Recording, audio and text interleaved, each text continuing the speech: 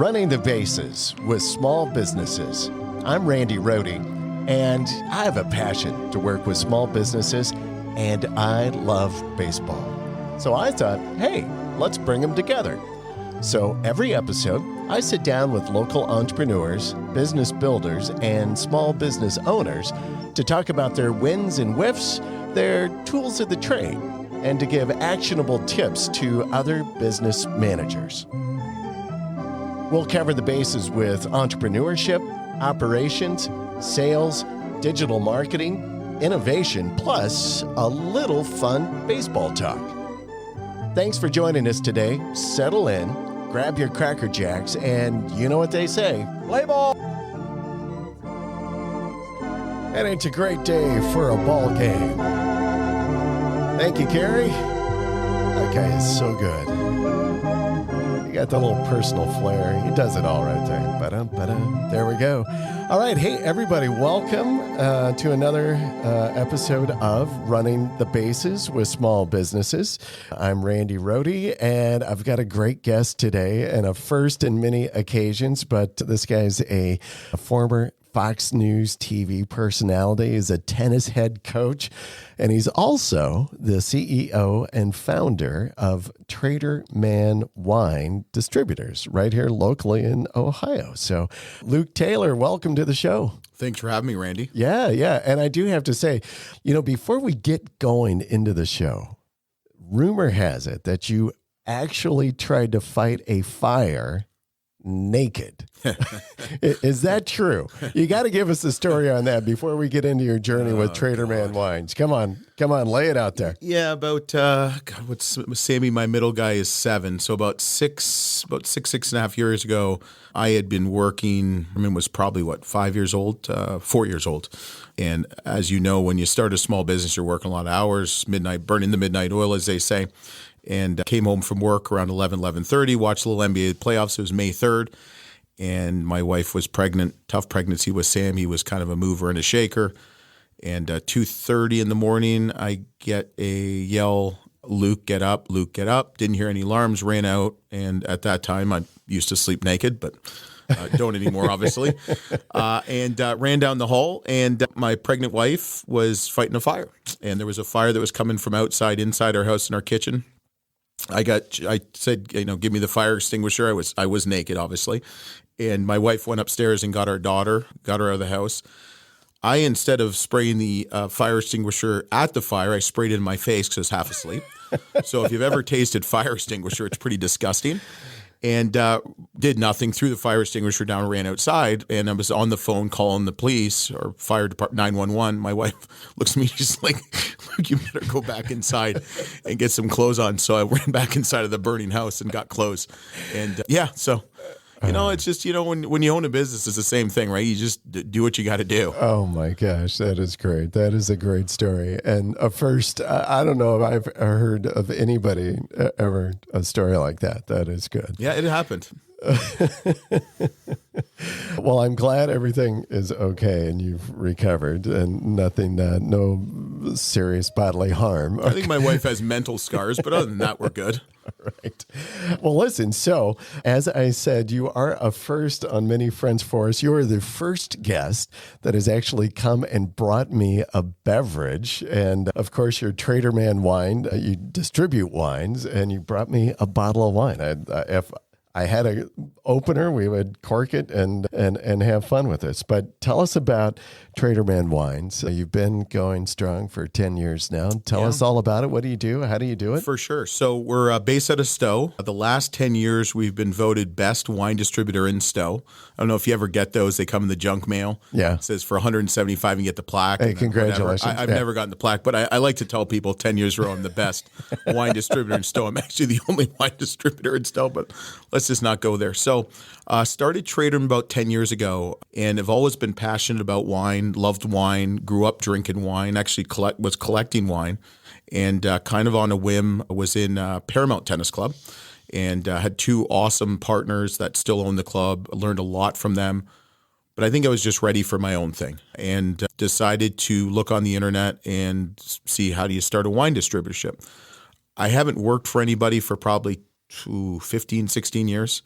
And as you know, once you start your own business, it's hard to go back. Yeah. I don't want to say the dark side, but I like the fact that I control my destiny. Right? If I fail, it's on me. If I succeed, it's on me to a certain extent. I mean, I obviously have a great team and what have you. Right. Yeah. But yeah, started 10 years ago. We distribute wine. So I deal with wineries all over the world, anywhere from California's not all over the world. Well, they're a different world over there, but California, Washington, Oregon, Argentina, New Zealand, Portugal, Spain, France, Italy, I think Germany. And I have to organize the shipping. We work with shipping companies. We bring it into Ohio, and then we sell it throughout Ohio. So we have a great gentleman in Columbus selling for me. I've got some awesome people up here in Northeast Ohio. And I sell too. I enjoy it. Kind of keeps my beat on the ground. And just growing ever since. Growing pains this year, obviously, with everything going on. But I really enjoy it. And it's really allowed me to do what I love and create a passion. And my kids, appreciate. I get them in the warehouse once in a while. And the boys and my delivery guy, Steve, who's awesome and been just really influential in my business career especially, says, "Oh, we're the boys here," because, they'll put empty boxes everywhere and they'll move the van around. It's pretty comical. Oh, that's fun. That's good. So I loved your comments in regarding to working for somebody else, because I think, I don't know what I would do. I think I'd put a gun to my head. I don't know. It would be it's so hard to go back into. Yeah, but think you get a paycheck every 2 weeks. Yeah, that is. There's a good chance it's not going to bounce. That is. Yeah, there's some security there maybe. But yeah, it would be hard. Yeah, that would be a challenge. So you're a long way from like premium wine country, even though I know that there's actually some pretty decent wines here in Northeast Ohio. They've gotten better. Yeah, but when people think about wine, they really don't think about Ohio all that much. And, you're a long ways away. How does a guy from, and I do pick up a little tinge of a Canadian accent in there. Shocker. Right? Am I right? Oh, yeah, for sure. Born and raised, baby. There you go. So how does a guy from Canada, now in Ohio, become a wine expert? How in the world did that ever? I'd like to attribute all this to my wife, my lovely wife, Melissa Taylor. There you go. She dragged me to Akron. I love Akron. I love Ohio. But, man, that's a good question. So I grew up playing tennis and did the athletic route, went to Canada to the States, was in Arkansas for 2 years, and that was interesting. Awesome experience. And then I don't know about much wine in Arkansas. No. Well, I didn't. When you're in college, Randy, I don't know what it was like for you. You don't drink wine. Now, I know people that might drink box wine and put the bladder in their purse. Not mentioning any names, but I think I was drinking Rolling Rock and Labatt's and most. But yeah, I mean, the thing is, wine is universal. It's worldwide, and playing tennis. I mean, I had friends from Spain. I had teammates from Croatia. I had teammates from Australia. I had kids that I coached that were from Australia. So you really get a great appreciation. When I was the men's tennis coach at DePaul University in Chicago, I was also doing my master's. And really, there was a wine shop, which has since been bought by the other big one. Binny's bought Sammy's. And I mean, you just learn about it, and you just get an appreciation and brought that passion into distributing wine in Ohio. Mm-hmm. Good for you. All right. So do you consider yourself a wine expert? Yeah. I mean, I'm not a wine sommelier. I mean, I don't, how do I put this? I have a master's in PR and advertising. I'd like to say I have a master's in bullshit. My wife has a master's. She's the smart one in the family. She probably would agree with your BS master. I mean, I've had one of the largest wine companies sit in my office in Stowe, Ohio, my little company, and just tell me all this stuff and talk down to me. And I just stopped them. I said, "Listen, I live by one principle in business."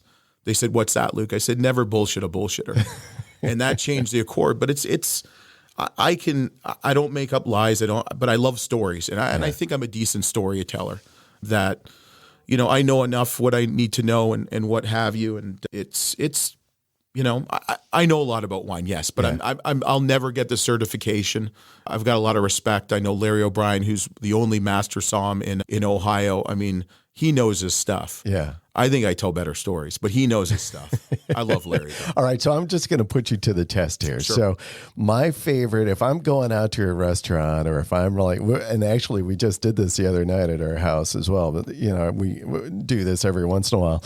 So make my favorite meal, which is I like to get a nice steak and cut maybe and do a little grilled asparagus along with that. Worst wine to pair with Yeah. asparagus. So give Awful. me, that's what I'm going to test you with. So give me a good wine that'll go with my favorite meal. Well, get rid of the asparagus, first of all. Asparagus is like the worst wine or worst food to pair with wine because of the chemicals or what have you in it. But a good piece of beef, though. What do you think? I mean, a good Cabernet. good I mean, rib. you can't go wrong with a Cabernet. Yeah. I mean, let's be honest. Red blend, Petit Syrah, Zinfandel. I mean, I'd go with a Cabernet, though. Nice, Yeah. big, juicy, bold, Yeah. nice tannin Cabernet. Nice, big, bold, something with a bite. That's what I think. All right. Well, that's good. That's what I do. But you know what? If you like rosé, I mean, I don't know what it tastes like with steak, but whatever. Is that going to go with the asparagus? Nothing's good with asparagus. Maybe a little bit of butter. All right. So how do you stay on top of the wine world and the wine industry out here in Ohio? Drink more. Just drink more. That's a good theory. I like that. Well, one of the best things I've ever been taught from the professionals. I mean, a lot of these suppliers I work with are now good friends of mine over the years, and they said the best learnings in the glass is just drinking. Yeah. I think me also selling, I probably have 50 accounts personally that I sell to. So I kind of know what's going on in the street, if business is good, what's bad, what's moving, what winery might be moving, distributors. So we're a franchise state in Ohio. So when you sign that contract, when I order that wine for the first time and I get it, we're in a contract. And a winery can't just leave me. They have, we have to. Sometimes some have paid me to leave. Some have, we've agreed. It hasn't happened much. It's maybe happened 3 times. Right. And listen, if you're good to me, I'll be good to you. Right. I mean, it's like anything. It's all relationships. Before we move on to some other stuff, I really would, and I think maybe the folks in our audience might enjoy as well. Explain how the whole alcohol or wine industry works in Ohio, because I know it's different even distribution from state to state, and I know Ohio because it's a state controlled. How does it work, and how does it work for you as a distributor, I guess? Well, Ohio's a little bit different. It's a lot like Michigan. We're probably a little bit nicer in Ohio than Michigan, though I am. See, you just scored points in all the Buckeye fans, so. I'm just going to say no comment.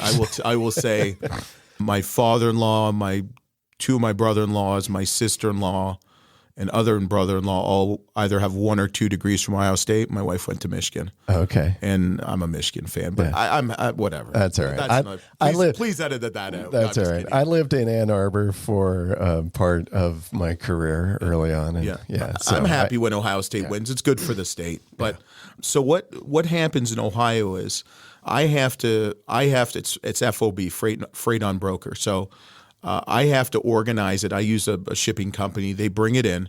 Every time I get a case shipped into Ohio for Traderman distributed, it has to be registered. The winery usually covers all the licensing and stuff like that.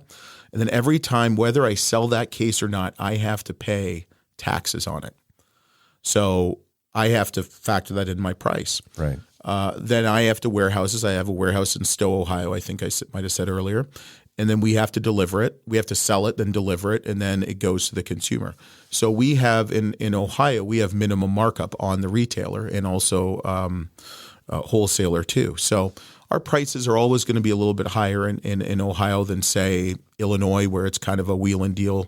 No, I don't want to say wheel and deal, but they can do their own pricing.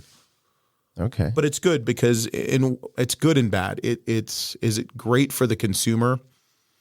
Is it better for me? Yes and no, because now being a smaller company, I have a little bit of protection and what have you. So it kind of just is what it is. It is what it is. All right. All right. Well, thanks for opening that up.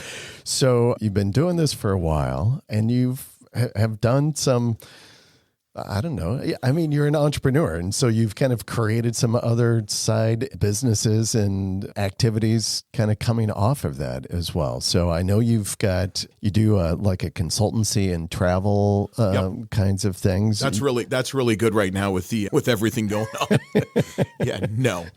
Yeah, so I take groups out to Napa, Sonoma, and I've got even if I don't sell the wineries or not, I've got the connections and what have you. I've got chefs and, I'm pretty much your butler for the week. So I've done a couple. Oh, that sounds fun. Yeah, quite a few of those. Yeah. But that's not happening this year. Right. There's just too much going on.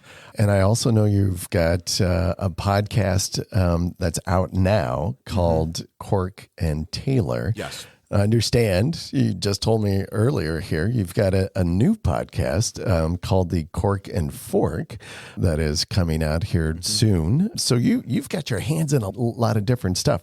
Tell me about the podcast for right now anyway. Why did you start Cork and Taylor? I was probably bored. I think when you have a business, you're always looking to grow, right? You're always looking to expand. It's not like you're trying to make more money, but you just want to be financially healthy. And I remember a good friend of one of my business guru, one of them. I mean, my dad's one of them, but Trip Morris started a company called Try More. His daughter runs it now, who's one of my wife's best friends. And I remember him telling me, he's given me some great advice. He helped me with Paramount. And he said, if you're not growing, you're dying. And I think in this day and age, and we talked a little bit off air about why you did this and what have you, is to create the brand, or not create, but increase the brand, the visibility. I've got the connections. I have the background in, I guess, TV and radio. Did that in my previous career. And wine's a little bit stuffy. And I'm not a stuffy person, if you know me. I'm actually wearing pants. This is the first time I've probably worn pants in Thank you. 2 weeks. I mean, I even showered and shaved for you, Randy. Brushed my teeth, even used mouthwash. Yeah. But, with this pandemic, my business got hit pretty hard. And people are like, oh, really? Well, I don't sell a lot to the grocery stores. We do some nice business with Acme. We do a little bit with Bueller's, a little bit with Giant Eagle. I mean, Acme's has been really good through all this, knowing the family, and just great family. But I miss a tinge of the radio and TV. And I figured, well, I know about wine supposedly, and I know a lot of people, and I've got some really good guests. It's been a challenge with some of the audio acoustics in California. But yeah, then the new one coming out, I said, like I told you, I've got 3 kids under 11. Wife works as a nurse practitioner. I guess I'm just crazy. I don't like to sit still. I'm like my mother. I can't sit still. I don't watch TV. I don't drink caffeine. I've never tried coffee in my life. Don't smoke. I play golf and hang out with my kids and my wife and work. Yeah. So, and you do what you love. And if you love something, and all these, I remember you were asking, you kind of got your hands in all these different things. They're all related. They're all wine related. So far, so good, I guess. Wow, good for you. All right. Well, that's pretty exciting stuff. All right. So now it is do you know what time it is, Luke? And it's time for the 7th inning stretch. So, Luke, do you like baseball? So you mentioned, I know you're into tennis. I'm from Toronto. Yeah. That's all I got to say. Go Blue Jays. So there we go. Go Indians. All right. So I had my research team. Well, I should tell you. So this is the part in the show where we kind of just change gears a minute here, and we talk a little bit about baseball, because I am a big baseball fan. And so, my guests have to endure my fandom, right? You're a White Sox fan, right? No. Jeez. I saw the flag. Okay, so I tasked my research crew here to come up with some material or subject around baseball that's tied to your industry. So, right, the wine industry. And so here we are, wine in the MLB. All right, you ready for this? Going to see what you know here. When and where, so what year, I'll say, and what stadium or what city was wine first served at a baseball game? I've got the answer right here. Well, I hope so, because I don't. I'm going to say, let's see,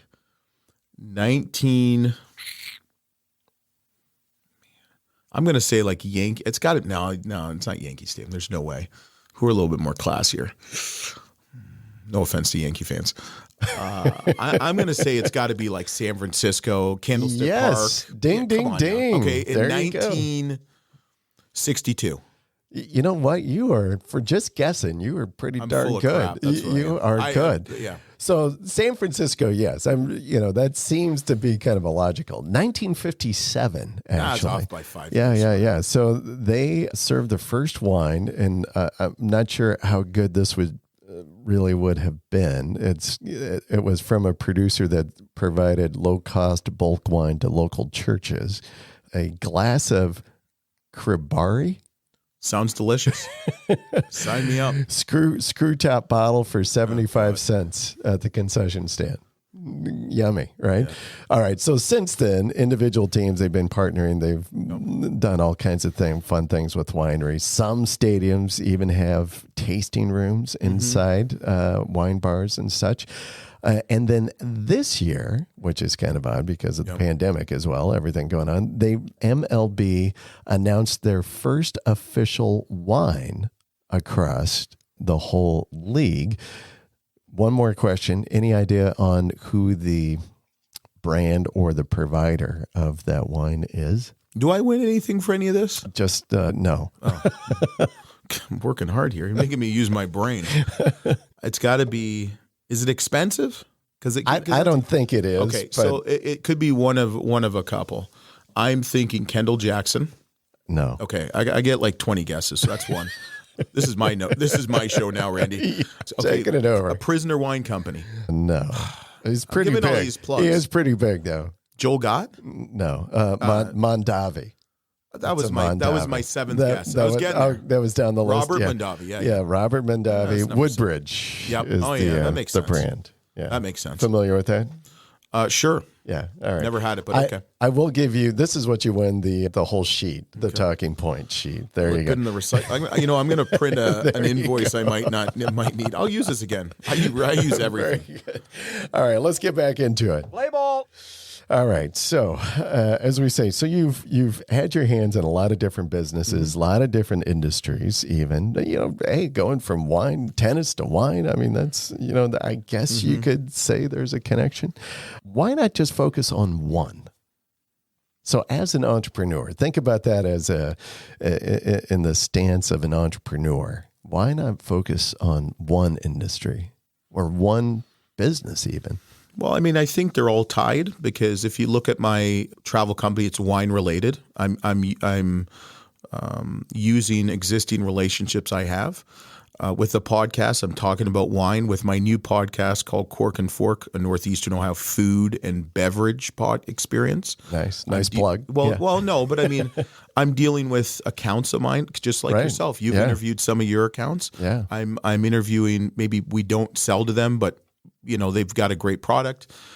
I just think with this area, I love Northeast Ohio. I mean, my kids are born in, are going to be raised here, are being raised here. My wife's from here. I really enjoy it. It's 4.5 hours to about 5 hours from home in Toronto or in Oakville. Right. I think it's also I'm not putting all my eggs in one basket.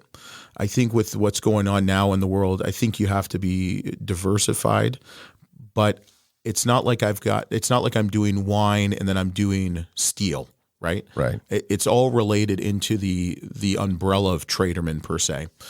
So, and I think it's with business being slow for me, it just is giving me potential, right? I mean, we sell on potential. Now, potential doesn't pay the bills, but potential keeps your mood positive. And I think a lot of people look at numbers a little bit too much. I mean, we all do. We're down 10%, 20%. Well, what's happening next month? And I always feel with it, it's not where you're at, it's where you're going. And I think with a lot of potential with podcasting to grow my business, and it's actually already helped. We've sold wine because of it. We've gotten wine tastings because of it, just because someone heard and they said, hey, I want to do a wine tasting with you.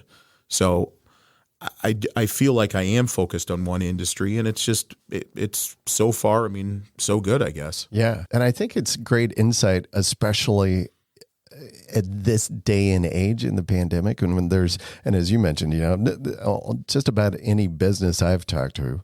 However, I do have a couple of clients that are doing gangbusters. They're in manufacturing, but just about anybody else has taken some kind of hit, right? And so, and I think you begin to broaden a little bit of maybe what your offerings are, some of the things that you're involved with, both, I think, from kind of a mental health a little bit, right? Keep you engaged and keep you thinking, but as well, it helps you diversify probably. Mm-hmm. So it helps so that you're not completely reliant just on this one silo of business, that you've got some other potential things that may not necessarily uproot your primary, but it adds to the pie and helps begin to level some things out maybe.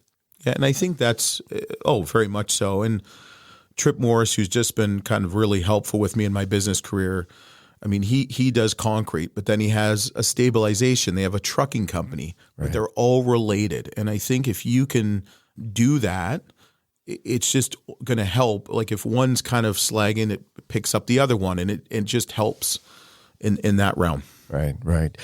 So, through your journey as an entrepreneur, what's been your biggest challenge thus far? How did you tackle it? Keeping the toilets clean. I got to clean them. Oh God. I think when you start a business, you try to be everything to everybody, and you have to have a vision, and you got to stick with that vision. I tried to grow too fast with Traderman, probably in the year 3, 4, and 5. And that really, I was selling, I was picking up, I was doing more inventory, but I wasn't selling more. So there's something wrong with it. I think it's just stick to your guns. Time. I always feel, when you own a business, you never have enough time in the day.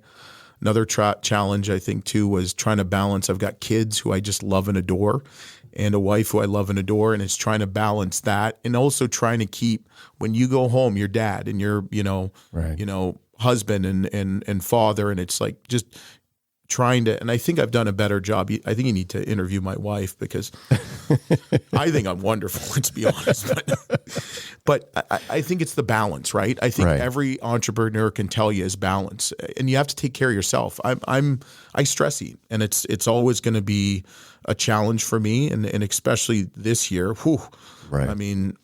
So I think there's a lot of challenges. We could have a whole couple episodes. Yeah. We do one just on stress, on challenges. Yes. 2 on financial health. Let's go. Yeah. It is hard, and it's been a difficult time. You went through it. You're going through it too. Absolutely. Yeah. And we've, unfortunately, it seems like about every 10 years or so, we kind of go through some of these big, don't say that. And don't say so that. hopefully we won't have this for a while anyway. Right. So thinking throughout 10 years, but so you've been operating now Traderman Wines for 10 years. 2010. Yeah. Looking back over those years, anything that you can think of that you would have done differently at this point? Probably never started it. No, I'm just kidding. Gosh, man, that's kind of a tough question. What would I do differently? I would probably not have brought so many brands on like in the middle. I think the middle was the toughest challenge. I brought a sales manager who's, did a pretty good job, but did I really need it, kind of thing? And I don't. So not now. I think that's the biggest thing is trying to, what is it? The tortoise in the hare, right? Slow and steady, right? I think I think we all get caught up on, I'm going to grow. I want to make more money. But just because you're selling more doesn't mean you're making more, because the more you sell, especially in distribution, you have overhead, you have warehouse costs, you have delivery costs, you have vans, you have inventory. And just because I might sell another $500,000 or $1 million or $100,000 doesn't mean I'm going to make any more money. Right. And I think the bigger for my business, the bigger I wanted to get, the more headache. And you got to have a balance. I have friends that own companies that have 250 people and they handle it well. I have friends that have 5 people companies and, they don't have that balance. So it really doesn't. I've got friends that have 50 people and they can balance it. So I think, and don't compare yourself to other people too. If you like what you do and you love what you're doing, it might not be now. It's not where you're at, it's where you're going. And if you see the vision, keep your head down and just keep trucking.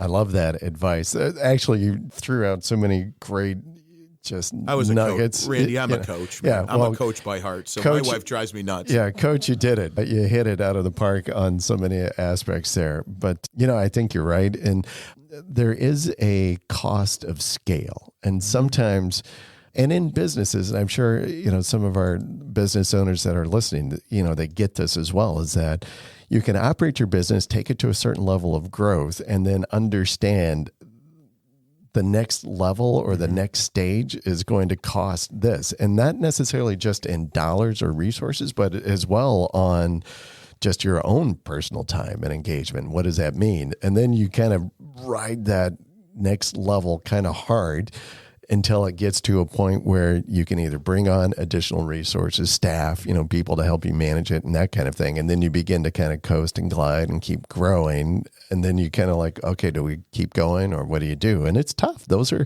very difficult conversations to have, kind of that you have internally, right? With yourself. Yeah. So that's good. But I'd love, stay true to the vision, stay true to where you want to go. And I think the biggest thing is, and I say this to my kids, and it, probably, I'm a coach at heart. I played high level athletics, and I tell my kids, and my wife hears and it drives her nuts probably, and I live by this thing. There's never any problems. There's only solutions. People, especially in business, they worry. I feel they worry too much about the problem, and they don't spend enough time with the solution. And I think that's the best advice I could probably ever give. Don't worry about the problem. Figure out a solution. Perfect example. Last week, you never have those weeks where it just keeps going and going. I only played golf once, which even my wife says I'm not really playing much golf, which I just want to put that on the air. And I agreed with her.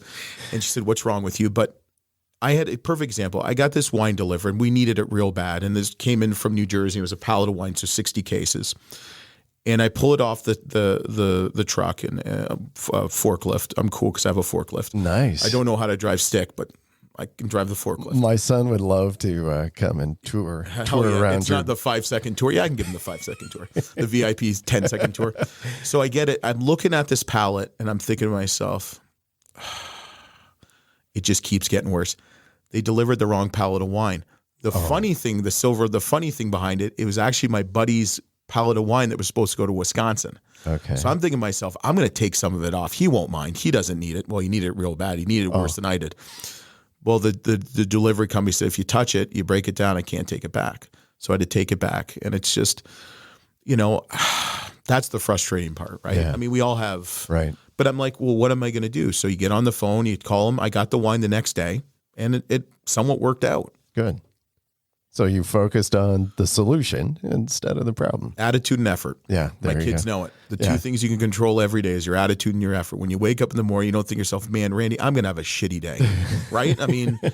I felt like that last week. And I finally said to myself on Monday, I'm going to have a good day. You know what? My day was okay on Monday. That is actually some of the advice I give my kids every day as they head out to school is like, hey, just give your best effort. Yeah, I don't care. Best effort today. I don't care if you get A's or you win or you lose. Right. Attitude, it's just like show up and give me attitude. That's all you can control, right? Yes. Good words from the coach. Yeah, I don't listen to my own words sometimes, but whatever. So aside from some of the stuff that you do from podcasting, what else do you do? Can you market? What do you do as a distributor? How do you market? Wine. Yeah, wine. Traderman wines. Well, it's interesting because I am a distributor and I've got about 5 awesome suppliers. And I got about another 25 I hate. But no, I've got 30 probably really good partners. Okay. And it's interesting because we can't really advertise by law because of the liquor laws. Right. At least that's what I tell myself. So we just do a lot of tastings. I do wine dinners. I've done them in Findlay, Ohio. I've done them I've got one coming up next week at Lake Forest Country Club. And that's the biggest way in glass pours. We try to get on restaurant lists because then people try it and then they try to find out where they buy it and stuff like that. And that's really the best way I can tell you. I work with a lot of boutique small wineries, Laird out of Napa, Keenan out of Napa, Meadowcroft out of Sonoma. They don't have the marketing budgets. Right. They've obviously done well for themselves, but so it's just we just have to work, keep pounding the pavement. Like I said earlier, I've got a great team that especially now they're just fighting for every, tooth and nail, which is I'm blessed and honored in that respect. I love the kind of the grassroots, if you would, a little bit, the personal touch, where you're doing the dinners and the glass pours. I think it still comes down to a relationship, people will do business with people that they know, like, and trust. And my company's goal is like, well, how do we convey that digitally? But, I still think it comes down to it. That's why I love, you guys are out there on the street doing it. It's all about relationships. Yeah. That's great. Where do you see the company in the next 3 years? What's the 3 years? And I'm not even saying long term, but that is kind of long term, I suppose. But what's the strategy? It seems like forever. Well, let's see. I want to play more golf. No, let's see. It's like I'll never forget my first really ever job interview was with my first boss, my news director at KFXA, KFXB in Cedar Rapids, Dubuque. I was a general assignment reporter, sports director on air for Fox, and he said, "Where do you see yourself in 5 years?" And I said, "Mr. Bond, I just want to dance." And he looked at me and he actually hired me. So 3 years, man, I really just want to keep dancing, to be honest with you. And what does that mean? I want to keep doing what I'm doing, just keep growing, keep trying to just put one foot forward over the next one and hopefully not keep going backwards. I'm hoping the podcast will help, especially the local one, the Cork and Fork. Oh, man, my kids are too young, so they can't really take it over. 3 years, man. Can we talk like 30 years? I'll still be working in 30 years. It's the wait and see approach. I don't know what's going to happen tomorrow. Right. Let's be honest. The only thing I can control is today. And if I can just, be careful, tight is right now. I mean, everybody thinks you got to cut. I think you got to make smart decisions. I really want to control inventory, control pricing, just look at everything. And hopefully we're just going to get out bigger and stronger. When we started the tennis club in 2005, Paramount Tennis Club, we had Medina, we built another one in Westlake. 2005, what was 2008? Yeah, hey, believe me, I lived through that one too. And I will tell you, we were up every year, and I think they still are. And I learned so much from Jim and Sarah Balzerini, who continue to own it, and I think it's the attitude and effort, and it's not where you're at, it's where you're going. And I think in 3 years, I'm hoping our sales will be back.